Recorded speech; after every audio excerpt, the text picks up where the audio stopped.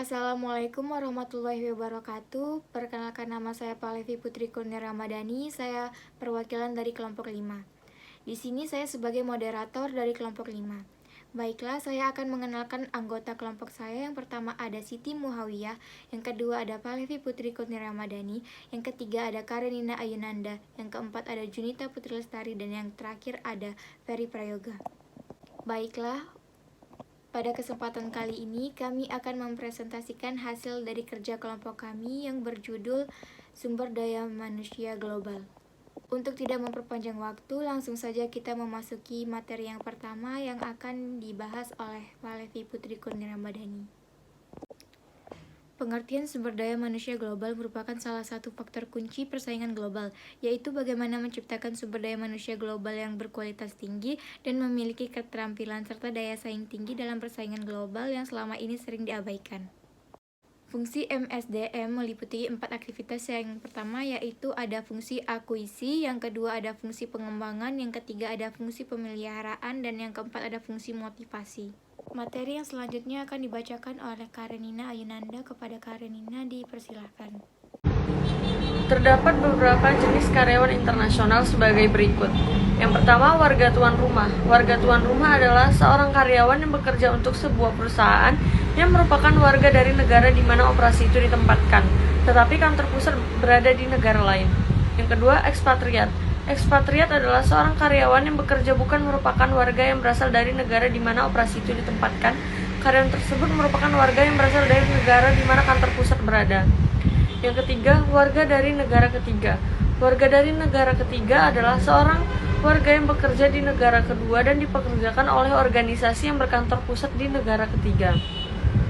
Terdapat negara yang terlibat dalam operasi, yaitu yang pertama host country atau negara tuan rumah, di mana sebuah cabang perusahaan ditempatkan beroperasi. Yang kedua, home country atau negara asal, di mana perusahaan memiliki kantor pusat. Yang ketiga, other countries atau negara-negara lain yang mungkin menjadi sumber tenaga kerja, modal, dan input lainnya. Materi selanjutnya akan dibacakan oleh Ferry Prayoga. Kepada Ferry dipersilahkan. Manajemen sumber daya manusia global adalah pemanfaatan sumber daya manusia global untuk mencapai tujuan-tujuan organisasi tanpa memandang balas-balas geografis. Manajemen SDM global dipengaruhi oleh beberapa faktor, yaitu yang pertama, faktor budaya, yang kedua, sistem ekonomi, yang ketiga, faktor hukum dan hubungan industrial, yang keempat, Serikat Uni Eropa. Mengelola SDM dalam konteks global. Saat ini, dunia sudah menjadi satu kesatuan. Segala kejadian di salah satu bagian dunia dapat diketahui oleh orang-orang bagian dunia lain secara cepat. Begitu pula dengan bisnis. Saat ini, bisnis menjadi global. Perusahaan telah melebarkan sales, manufaktur, dan lingkupnya organisasinya ke seluruh dunia. Penyusunan staf organisasi global pengusaha adalah inti dari SDM internasional. Proses ini meliputi pengidentifikasian dan penyeleksian orang yang akan mengisi posisi tersebut di luar negeri dan kemudian menempatkan mereka di posisi itu. 5 cara meningkatkan penugasan internasional melalui seleksi. Yang pertama, penyusunan staf internasional dari negara asal atau lokal.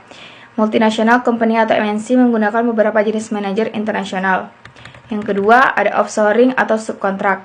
Tidak ada keraguan bahwa offshoring adalah masalah yang dihadapi oleh manajer SDM. Satu hal, offshoring cenderung menjadi kegiatan yang menggantung pada SDM secara khusus. Lalu yang ketiga, ada nilai-nilai dan kebijakan penyusunan staf internasional. Dalam perusahaan polisentris, tersaat keyakinan bahwa hanya para manajer negara setempat yang benar-benar dapat memahami budaya dan perilaku setempat.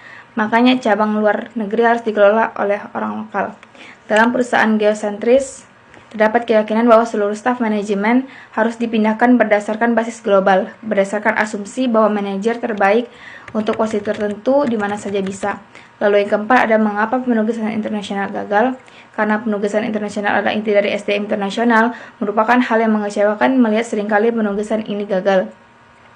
Adapun faktor yang menyebabkan kegagalannya antara lain faktor kepribadian, tekanan keluarga, ketidakmampuan manajer untuk menyelesaikan diri, ketidakmatangan pribadi atau emosional manajer, yang lalu ketidakmampuan manajer itu menyesuaikan diri, kemudian ketidakmampuan untuk menghadapi tanggung jawab luar negeri yang lebih besar. Lalu yang kelima, ada melakukan seleksi manajer internasional. Proses ini digunakan perusahaan untuk menyeleksi para manajer bagi operasi mereka baik domestik atau luar negeri, jelas memiliki banyak kesamaan. Bagi penugasan manapun, kandidatnya memiliki pengetahuan dan keterampilan teknis untuk melakukan pekerjaan dan kecerdasan serta keterampilan orang untuk menjadi seorang manajer yang berhasil. Selanjutnya, implementasi sistem SDM global. Ada 3 hal tantangan SDM global, yaitu 1. Mudah menempatkan keterampilan yang tepat di tempat yang kita butuhkan dengan mengabaikan lokasi geografisnya.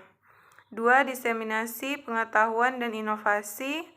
3. Mengenali dan mengembangkan bakat secara global dapat berfungsi secara efektif dalam sebuah organisasi global dan mengembangkan. Selanjutnya, kompensasi dan benefit. Kompensasi merupakan imbalan finansial yang diterima karyawan melalui hubungan kepegawaian mereka dengan suatu organisasi. Benefit adalah tunjangan seperti asuransi jiwa, kesehatan, program pensiun, liburan yang ditanggung perusahaan, dan tunjangan lainnya. Tujuan dari kompensasi dan benefit adalah untuk memberikan imbal jasa dari suatu pekerjaan atau jasa yang oleh dilakukan pekerja kepada pemberi kerja atau perusahaan. Baiklah, itu tadi hasil presentasi kelompok kami. Apabila banyak terdapat kesalahan, kami mohon maaf. Saya sebagai moderator pamit undur diri. Saya akhiri dengan wabillahi taufiq wal hidayah. Wassalamualaikum warahmatullahi wabarakatuh.